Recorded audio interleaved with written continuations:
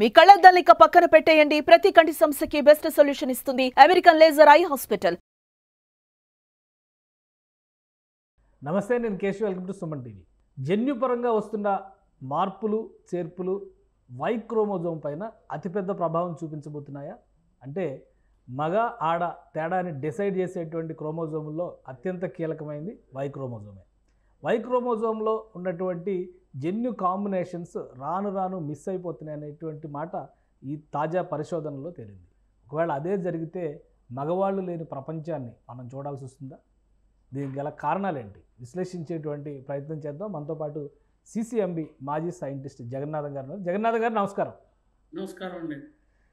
ఏంటి ఇది ఒక సంచలనమైన అంశంలా కనిపిస్తుంది. వై క్రోమోజోమ్ అంతరించిపోతుంది, చాలా కాంబినేషన్స్లో కూడా చాలా మార్పులు వచ్చినాయి అనేటువంటి వాదన ఒకటి వచ్చింది. ఈ అధ్యయనాన్ని ఎంతవరకు నమ్మొచ్చు? ఇది నిజమేనా? మనుషుల్లో మనకి 23 పెయిర్స్ ఆఫ్ క్రోమోజోమ్స్ ఉంటాయండి. ఇది మగవారిలో స్పెర్మ్ నుంచి XY అనేటువంటి క్రోమోజోమ్ XY ఉంటాయి. ఆడవారిలో అయితే XX అని ఉంటుంది. ఇప్పుడు రెండు కాంబినేషన్ జరిగి ఫలదీకరణం చెందినప్పుడు X అని పుడితే వాళ్ళు ఆడవారుగా పుడతారు. XY క్రోమోజోమ్లో ఉన్న వాళ్ళు అయితే మగవారుగా పుడతారు. అంటే వై క్రోమోజోమ్ అనేటువంటిది లింగ నిర్ధారణలో ప్రధానమైనటువంటి భూమిక పోషిస్తుంది. అయితే ఈ X క్రోమోజోమ్ని వై క్రోమోజోమ్ని కాలక్రమేణా పరిశీలన చేశారు. ఇప్పుడు మీరు అన్నట్టుగా దీంట్లో వచ్చే క్షీణతలు, అసలు క్షీణత ఎలా వస్తుంది అన్నదానికి ఒక ఆధారం కావాలి కదా. దాన్ని చూస్తే ఎక్స్ క్రోమోజోమ్లో మనకంటే అనేక మిలియన్ల సంవత్సరాల క్రితం నుంచి వీళ్ళు ఎక్స్ట్రాపోలేటో 2 రకాలైనటువంటి విధానాల ద్వారా ప్రస్తుతం ఉన్నటువంటి డేటా ఆధారంగా ఎనాలిసిస్ విశ్లేషణ చేస్తారు. ఇలా విశ్లేషణ చేసినప్పుడు ఎక్స్ క్రోమోజోమ్లో రమారమేగా ఒక 1000 జీన్స్ దాకా, అంటే 1000 జీన్స్ దాకా ఉన్నాయి. ఓకే, అంటే పెద్ద సైజు ఉంది. మనకి ఉన్న మొత్తం క్రోమోజోముల్లో వై క్రోమోజోమ్ సైజే చిన్నగా ఉంది. చిన్నగా మొట్టమొదటి చాలా కాలం నుంచి చిన్న సైజులో ఉంది. అయితే వై క్రోమోజోము మనం ట్రాన్స్ఫర్ అయినప్పుడు దీంట్లోకి పురుషాంగాలు ఏర్పడము, పురుషుడుగా నిర్ధారణ కావడము, పుట్టేటువంటి బిడ్డలు పురుషులుగా పుట్టడం అనేటువంటి జరుగుతుంది. అయితే ఈ వై క్రోమోజోము సైజు చిన్నదిగా ఉండడం కారణం ఒకటి. దీంట్లో ఎక్స్ క్రోమోజోమ్లో 1000 జీన్స్ ఉంటే దీంట్లో రమారమి 100 జీన్స్ మాత్రమే ఉన్నాయి. ఓకే, సైజు కూడా చిన్నది. అయితే ఈ చిన్న సైజు ఉన్న క్రోమోజోమ్లో ఒకటి. రెండవది, దీంట్లో పరివర్తనాలు వస్తున్నాయి, మార్పులు వస్తున్నాయి. ఈ మార్పులు రావడం కూడా ఎలా వస్తున్నాయంటే వై క్రోమోజోమ్ కుచించుకుపోతుంది అన్నటువంటిది మీరు చెప్పినటువంటి ఏవైతే పరిశోధనలు మాట్లాడుతున్నారో ఆ పరిశోధనలు చెబుతున్నాయి. అంటే వై క్రోమోజోమ్లో ఏంటంటే SRY అనేటువంటి ఒక రీజియన్ ఉంటుందండి. అంటే sex determining region of the why chromosome అని. ఈ sex determining region of the క్రోమోజోమ్లో కొన్ని మార్పులు వస్తాయి. అలాగే మిగతా దాంట్లో కూడా మార్పులు వచ్చే అవకాశాలు ఉన్నాయి. ఈ మార్పులు వచ్చినప్పుడు ఏమవుతుందంటే ఈ మ్యూటేషన్స్ వచ్చినప్పుడు 2 రకాలైనటువంటి సమస్యలు వస్తాయి. ఒకటి ఇమీడియట్గా వచ్చేటటువంటి సమస్యలు. ఇమీడియట్ కాలంలో వచ్చేటువంటి సమస్యలు ఏమిటి? వీర్య ఉత్పత్తి తగ్గడము, జన్మించేటువంటి వాటిల్లో తేడాలు రావడం, ఇలా కొన్ని రకాలైనటువంటివి. లేదా వీర్య కణాల సంఖ్య తగ్గడము, దీన్ని ఎజోస్పెర్మియా అంటారు. ఎజోస్పెర్మియా అంటే వీర్య కణాల సంఖ్య తగ్గిపోయి ఫలదీకరణం చెందడంలో కూడా తగ్గేటువంటి అవకాశాలు తగ్గుతాయి. ఇటువంటి రకరకాలైనటువంటి మార్పులు ఈ క్రోమోజోమ్లో వచ్చేటువంటి మార్పుల వల్ల వచ్చేటువంటి ఇవి తాత్కాలికంగా, అంటే మనం చూడగలిగినటువంటి సమయాల్లో కాల ప్రభావంలో చూసేటటువంటి పరిస్థితులు. సో ఈ చేంజెస్ రావడానికి ప్రధానమైన కారణం ఏంటి? ఎందుకంటే ఆల్మోస్ట్ కాంబినేషన్స్లో ఒక 40 నుంచి 55 క్రోమోజోమ్ సెట్స్ తప్పితే మిగతా అంతా కూడా చేంజ్ అయిపోయింది అనేటువంటిది ఈ రీసెర్చ్ అధ్యయనాలు చెప్తున్న మాట. దాన్నే మీడియాలో కూడా ప్రచారం చేస్తున్నారు. ఈ చేంజెస్, ఇంత వ్యాస్ట్ చేంజెస్ ఎందుకు జరుగుతున్నాయి? రీజన్ ఏమైనా ఉందా? మనం అనుకునే వ్యాస్ట్ చేంజెస్ కూడా జరిగిన టైం స్కేల్స్ చూడండి.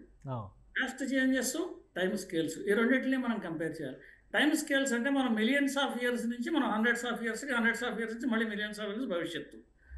వెనకటి కాలంలో నుంచి ఈ కాలంలోకి వస్తున్నాం, భవిష్యత్తులోకి వెళుతున్నాం. ఈ భవిష్యత్తులోకి వెళ్ళేటప్పుడు దీన్ని ఎవల్యూషన్ అంటారు.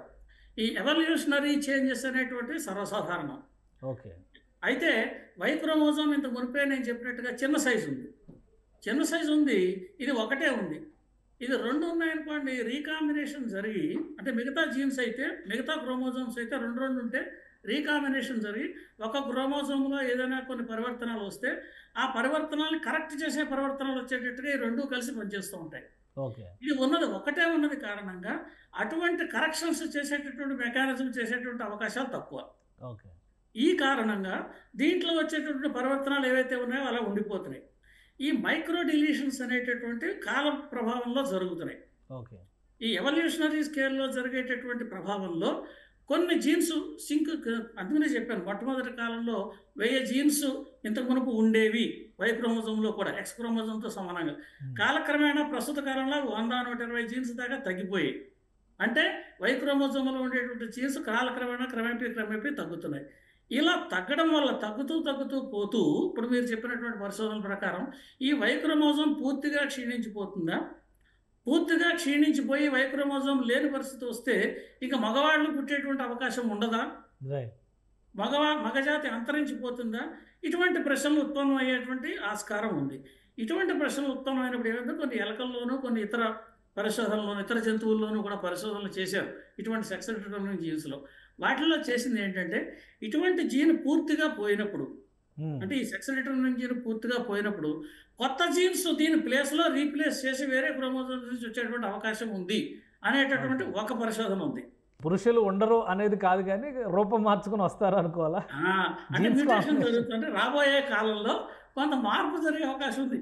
ఎప్పటికి ఇది మనం చూడం ఈ కాలం. వాళ్ళు చెప్పేది రాబోయే 11 మిలియన్ల సంవత్సరాలు. 11 మిలియన్ సంవత్సరాలు. 10 మిలియన్లు 10 మిలియన్లు అంటే ఎన్ని లక్షల సంవత్సరాల తర్వాత. మనం లక్షల సంవత్సరాలు మనం చూడం, మన పిల్లలు చూడరు, లేదా మనుమనవాళ్ళు ఇనుమనవాళ్ళు వీళ్ళు ఎవరో కూడా చూడరు. అయితే ఇప్పుడు మీరు చెప్పినటువంటి దానికి నిజంగా క్రోమోజోమ్ కుచించుకుపోతుంది అనుకోండి, మరి శాస్త్రవేత్తలు మేమంతా కూర్చున్నాం కదా, మేము అలా చూస్తూ కూర్చుంటామో దాన్ని అలా కుచించుకుపోతాను. మాన్యువల్గా మీరు దాన్ని ఆపరేట్ చేయగలుగుతారా, లేదా అది న్యాచురల్గా తీసుకునేటువంటి పరివర్తనలు? అదే కదా, అదే ఇప్పుడు ఎప్పుడైతే ఇటువంటి ప్రభావం తీవ్రంగా ఉందని గ్రహించేమో మేము అందులోకి దూకుతాం. దూకి దీని పరిస్థితి ఏమిటి, దీన్ని ఏ రకంగా మనం దీన్ని సరి చేయగలము, ఎంతవరకు సరి చేయగలము, మనం ఏమైనా ఈ జీన్ మ్యూటేషన్స్ని కొత్తగా ఎడిషనల్గా జీన్స్ని మనం దీంట్లోకి ఇన్కార్పొరేట్ చేయగలమా, ఇన్కార్పొరేట్ చేసి తిరిగి దాని ప్రభావాన్ని దాన్ని తీసుకురాగలమా? ఇలా మనకి 11 లక్షల మిలియన్లు అంటే అన్ని సంవత్సరాలు కూడా మనకు అక్కర్లేదండి. మనకి ప్రస్తుతం ఉన్న సమయంలో హ్యూమన్ క్లోనింగ్ కూడా చేయడానికి సిద్ధంగా ఉన్నారు. చేయాలా వద్దా అన్నదే ప్రశ్న. ఈ లీగల్ ప్రశ్నల్లోనూ మోరల్ ఇష్యూస్, లీగల్ ఇష్యూస్ వీటి మూలంగా మనం మనుషుల్నే ఉత్పత్తి చేయగలిగినటువంటి శక్తి సామర్థ్యాలు కలిగినటువంటి ఈ కాలంలో ఏదో ఒక క్రోమోజోమ్ కుచించుకుపోతుంది, మనం కంగారు పడాల్సిన పనే ఉంది. ఒక విషయం అంటే క్రోమోజోమ్ కుచించుకుపోవడం, దానిలో పరివర్తన రావడం, మార్పు రావడం, ఇవన్నీ సైకలాజికల్గా ప్లస్ ఇప్పుడు ఫిజికల్గా కూడా కొన్ని కనిపిస్తున్నాయి. గతంలో ఎప్పుడు లేనిది థర్డ్ జెండర్ అనేటువంటి కాంబినేషన్ చాలా ఎక్కువగా పెరుగుతోంది అనేటువంటి అభిప్రాయం ఉంది. మన దేశంలో కూడా అధికారికంగా థర్డ్ జెండర్ జనాభాను గుర్తించాల్సినటువంటి పరిస్థితి వచ్చింది. క్రోమోజోమ్ పరివర్తన అనేది ఈ థర్డ్ జెండర్ ఎవల్యూషన్ మీద ఏమైనా ప్రభావం చూపిస్తుందా?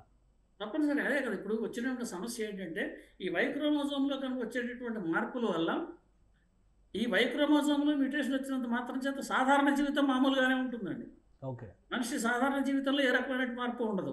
కానీ మగపిల్లలు పుట్టారనుకోండి, వై క్రోమోజోమ్లో పుట్టినటువంటి లోపాలు వచ్చినటువంటి వాళ్ళకి ఈ లోపాలు వాళ్ళ దాకా మళ్ళీ సంక్రమిస్తాయి వాళ్ళకి. అదే కనుక ఆడపిల్లలు పుట్టారనుకోండి వీళ్ళకి అటువంటి లోపాలు సంక్రమించే వాళ్ళకి. ఎందుకంటే వాళ్ళు XX క్రోమోజోమ్ కాబట్టి ఈ వై క్రోమోజోమ్లో వచ్చేటటువంటి సమస్యలు కాబట్టి ఇటువంటి వై క్రోమోజోమ్లో వచ్చేటటువంటి మార్పుల వల్ల అటువంటి మీరు అన్నటువంటి కొన్ని రకాలైనటువంటి సమస్యలు ఉత్పన్నమయ్యే అవకాశం ఉంది.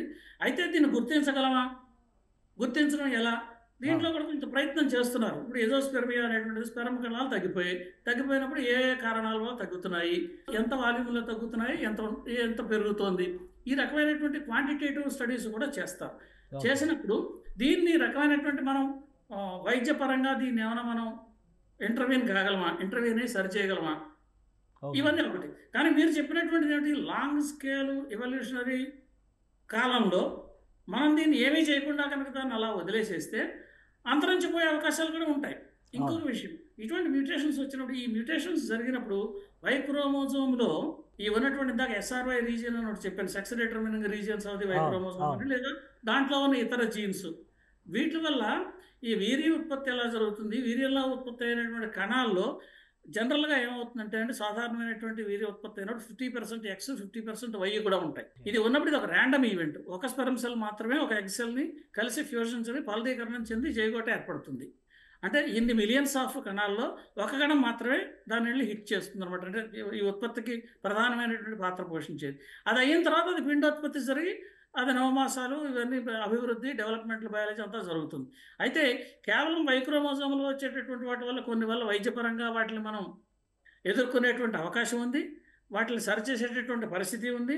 ఈ రాబోయే కాలగణంలో మనం ఏమీ చేయకుండా ఉన్నాము అనుకోండి, అప్పుడు ఇది జరుగుతుంది. అయితే ఇప్పుడు మీరు చెప్పినట్టుగానే మరికొన్ని పరిశోధనలు కూడా చేశారండి.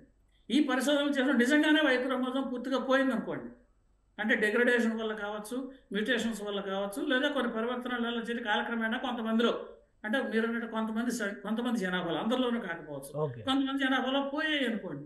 పోయినప్పుడు మనకి పరిణామ క్రమంలో మనకి ఈ ఎలకల్లోనూ ఇతరత్ర జంతువుల్లోనూ చేసినటువంటి ప్రయోగాల్లో మనకు తెలుస్తున్న విషయం ఏంటంటే, వైక్రోజోమ్కి ప్రత్యామ్నాయంగా ఇతర క్రోమోజోముల్లో కూడా మళ్ళీ మార్పులు వచ్చి, అంటే మ్యూటేషన్స్ అనేటువంటివి కేవలం వైక్రోమోజోమ్ దీంట్లోనే రావు. 23 ఉన్నాయన్న 23 పేర్స్ అన్నాం కదా, ఇతర క్రోమోజోముల్లో కూడా మార్పులు వస్తూ ఉంటాయి.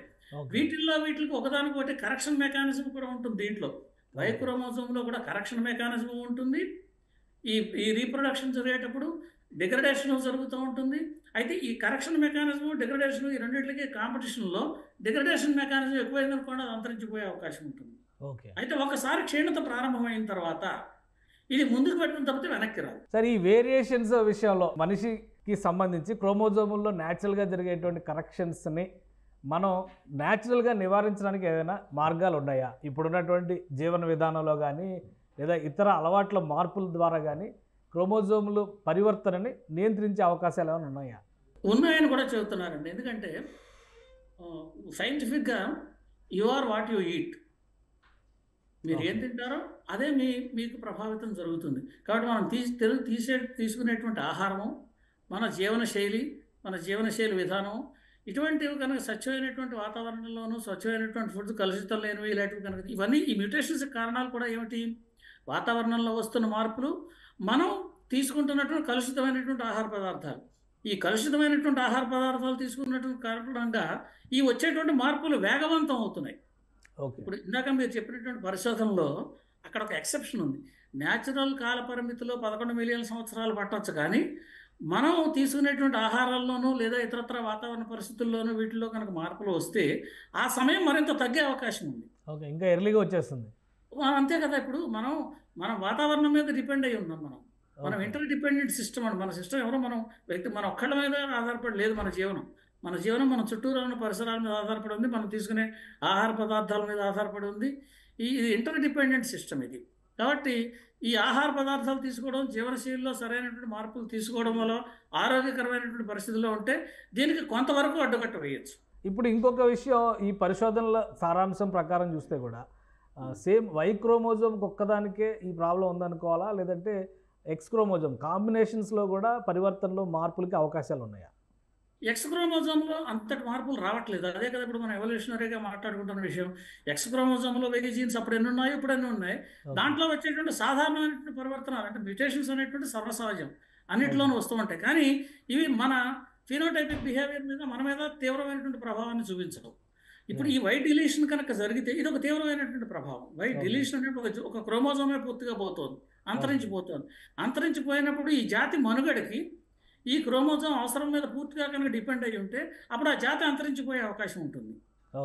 అటువంటి పరిస్థితి లేకుండా ఇది కూడా మనం టైం స్కేల్స్లో చాలా టైం ఉంది, కానీ తెలుసుకున్నాం కాబట్టి దానికి తగిన జాగ్రత్తలు తీసుకోవాలి. మీరు అన్నట్టుగా దీనికి ఉన్నటువంటి ఏ రకమైనటువంటి జాగ్రత్తలు తీసుకోవాలి, మనం వైద్యపరమైనటువంటి విధానాలు కాకుండా సహజమైనటువంటి రీతుల్లో కూడా మనం దీన్ని నియంత్రణ చేయగలమా, ఇటువంటి విధానాలను మనం తప్పనిసరిగా పరిశీలన చేయాల్సిన అవసరం ఉంది, అవకాశాలు ఉన్నాయి. అంటే మన పరిసరాలు కావచ్చు, మన అలవాట్లు కావచ్చు, మనకు మనమే శత్రువులు, అంటే మగవాళ్ళే శత్రువులు ఇక్కడ. Correct. You are what you eat, ఒకటే మాట. మీరు ఏం తింటున్నారో అదే. అందుకని ఆ తినేటటువంటి ఆహార పదార్థాలు, మన బిహేవియరు, ఇవి కనుక సక్రమంగా కనుక ఉండించుకోగలిగితే ఇది జీవన ప్రమాణాన్ని పెంచుతుంది, మ్యూటేషన్స్ అని తగ్గిస్తుంది, మన హెల్త్ని కూడా సరైనటువంటి పరిస్థితుల్లో ఉండిస్తుంది. Both reproductive health as well as మామూలు మన హెల్త్, మన శరీర ఆరోగ్యము, పునరుత్పత్తి ఆరోగ్యం, రెండు కూడా ముఖ్యమైనటువంటి. పునరుత్పత్తి ఆరోగ్యం సరిగలిగితే రాబోయే జనరేషన్స్ సరైనటువంటి జనరేషన్స్ రావు, వాళ్ళ అనారోగ్యాలతో వస్తారు. ఈ రెండు కూడా మన మీద ఆధారపడి ఉన్నాయి. రైట్. థ్యాంక్ యూ జగన్నాథ్ గారు, మీ అభిప్రాయాన్ని చెప్పినందుకు. ఇది శరవేగంగా వస్తున్నటువంటి మార్పులు, ముఖ్యంగా మనిషి జీవన విధానంలో పరిసరాల విషయంలో వస్తున్నటువంటి మార్పులే మనిషికి శత్రువుగా మారబోతున్నాయి. అందులో ముఖ్యంగా మగవారికి మరింత తొందరగా శత్రువు అయ్యేటువంటి అవకాశాలు ఉంటాయని శాస్త్రవేత్త వివరిస్తున్నటువంటి పరిస్థితి, జగన్నాథం గారు వివరిస్తున్నటువంటి పరిస్థితి. ఇప్పుడు వస్తున్నటువంటి పరివర్తనల్ని సహజంగా నివారించడానికి కూడా మార్గాలు ఉన్నాయి కాబట్టి ఆ జాగ్రత్తలు తీసుకోగలిగితే దీన్ని కొంతవరకు ఆలస్యం చేయడానికి ఆస్కారం ఉంటుంది. పరిసరాలను కనుక పట్టించుకోకపోతే ఇలాంటి ప్రమాదాలు మరింత తొందరగా మనిషికి చేరువయ్యేటువంటి అవకాశం ఉంటుందని ఆయన విశ్లేషిస్తున్నారు. ఇది స్పెషల్ డిస్కషన్. Keep watching.